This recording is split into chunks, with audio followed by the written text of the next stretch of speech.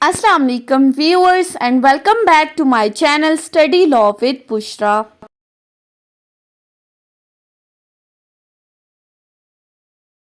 So we were discussing Civil Procedure Code 1908. We have discussed up till section 72. In this video we are going to discuss the topic of distribution of assets. But before starting the discussion, I request you all to please subscribe to my channel and don't forget to press the bell icon for latest updates. Do share this video with your friends and don't forget to comment your feedback. So let's move towards the discussion. The topic of distribution of assets is explained under section 73 of Civil Procedure Code. Section 73 क्या कहता है? Proceeds of execution sale to be ratably distributed among the degree holders. अब अगर आप इस section के title को देखें तो इस सेक्शन के टाइटल में हमें क्या बताया गया है कि जहां पर प्रॉपर्टी एक है और उस प्रॉपर्टी से रिलेटेड 3-4 लोगों के हक में डिक्री पास हुई है, यानी कि एक प्रॉपर्टी है, 3 से 4 डिक्री होल्डर्स हैं और इन चारों डिक्री होल्डर्स के फेवर में सेम जजमेंट डेटर के अगेंस्ट कोई डिक्री पास हुई है। जजमेंट डेटर एक है, उसकी प्रॉपर्टी एक है और इस एक प्रॉपर्टी से रिलेटेड 3-4 लोगों के हक में डिक्री पास हुई है, तो फिर इन तमाम लोगों के हक में इस एक प्रॉपर्टी से रिलेटेड डिक्री को किस तरह से सेटिस्फाई किया जाएगा, ये सेक्शन 73 डिस्कस कर रहा है। और इसकी अगर आप टाइटल में देखें तो टाइटल में लिखा है कि डिक्री की सेटिस्फेक्शन रेटेबली होगी अमंग द डिक्री होल्डर्स। अब रेटेबली डिस्ट्रीब्यूशन से क्या मुराद है, यानी कि जितनी उनके फेवर में डिक्री की अमाउंट है, जितनी उनके हक में डिक्री पास हुई, उस डिक्री के अंदर जो अमाउंट मेंशन है उस हिसाब से फिर प्रॉपर्टी को सेल आउट करके उनको उनका शेयर दिया जाएगा। अब सेक्शन को डिस्कस करते हैं। Section 73 subsection 1, where the assets are held by a court and more persons than one have before the receipt of such assets made application to the court for execution of the decrees for the payment of money passed against the same judgment debtor and have not obtained the satisfaction thereof, the assets after deducting the cost of realization shall be ratably distributed among all such persons. इस sub section में क्या कहा गया है कि same judgement debtor के against एक से ज्यादा बंदे जो कि डिक्री होल्डर्स हैं वो कोर्ट के अंदर आते हैं। कोर्ट के अंदर उन्होंने आकर एक एप्लीकेशन दी कि हमारी डिक्री को, वो डिक्री जो हमारे फेवर में पास हुई है उसको सेटिस्फाई किया जाए, यानी कि जो हमारी मनी है वो पेमेंट ऑफ द मनी हमें इस जजमेंट डेटर से लेकर दी जाए। तो फिर ऐसी सूरत में कोर्ट क्या करेगी, इस एप्लीकेशन को रिसीव करने के बाद वो प्रॉपर्टी जो जजमेंट डेटर की है उसको सेल करने के बाद उसके ऊपर जो कॉस्ट आई है उस कॉस्ट को अलग करेगी और फिर कॉस्ट को अलहदा करने के बाद रेटेबली उन तमाम लोगों में पेमेंट डिस्ट्रीब्यूट की जाएगी। रेटेबली यानी कि एज पर देयर शेयर, जो भी उन डिक्री होल्डर्स का शेयर बनता है उसके अकॉर्डिंग उनमें डिस्ट्रीब्यूशन की जाएगी। ये था सबसेक्शन 1।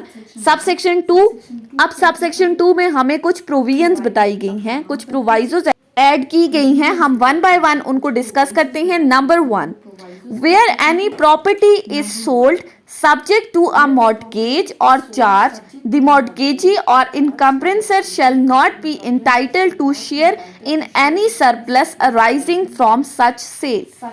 अब पहली क्लॉज में कहा गया है कि जहां पर डिक्री की एग्जीक्यूशन के लिए कोई प्रॉपर्टी अटैच की गई थी, अब उस प्रॉपर्टी को अटैचमेंट के बाद सेल किया जाना है। अब जब वो प्रॉपर्टी सेल कर दी गई तो अगर तो वो प्रॉपर्टी मॉर्टगेज प्रॉपर्टी थी या फिर उस प्रॉपर्टी के ऊपर किसी भी तरह का कोई चार्ज था या किसी पर्सन का कोई क्लेम था, तो ऐसी सूरत में जो मॉर्टगेजी होगा या वो पर्सन जिसका इस प्रॉपर्टी के ऊपर किसी भी तरह का कोई भी क्लेम है या कोई भी चार्ज है, तो फिर उनका जो भी शेयर बनता है इस प्रॉपर्टी के अंदर उसको सेटिस्फाई करने के बाद कोई सरप्लस अमाउंट अगर बच जाती है, यानी कि उनके शेयर के देने के बाद भी अगर कोई अमाउंट बच गई है, तो वो अमाउंट इन मॉर्टगेजी या इन पर्सन्स को जिसका इस प्रॉपर्टी के ऊपर कोई क्लेम या चार्ज था, उन पर्सन्स को नहीं दी जाएगी।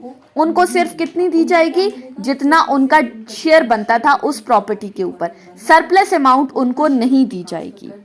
उसके बाद आ जाते हैं सेकंड प्रोवाइजो के ऊपर। सेकंड प्रोवाइजो क्या कहती है? Where any property liable to be sold in execution of the decree is subject to mortgage or charge, the court may, with the consent of mortgagee or encumbrancer, order that the property be sold free from mortgage or charge, giving the mortgagee or encumbrancer the same interest in the proceed of the sale as he had in the property sold. अब इस clause में कहा गया है, पहली में हमने कहा प्रॉपर्टी को सेल किया गया है, सेकंड क्लॉज कह रही है वो property liable to be sold है, अभी उस प्रॉपर्टी की सेल नहीं हुई या उस प्रॉपर्टी के ऊपर किसी भी तरह का कोई भी चार्ज या कोई भी इनकम्बरेंस है या फिर वो प्रॉपर्टी मॉर्टगेज प्रॉपर्टी है, तो ऐसी सूरत में जो मॉर्टगेजी है या जिन पर्सन्स का उस प्रॉपर्टी के ऊपर कोई चार्ज है, कोई इनकम्बरेंस है, तो उनकी कॉन्सेंट लेने के बाद फिर कोर्ट इस प्रॉपर्टी को सेल आउट करेगी और फिर उनका जो भी शेयर बनता है इस प्रॉपर्टी के ऊपर, वो शेयर उन मॉर्टगेजीज को या उन पर्सन्स का जिनका कोई चार्ज या कोई इनकम्बरेंस था, उनको उनका शेयर दिया जाएगा। यानी अब प्रॉपर्टी फ्री ऑफ चार्ज हो गई।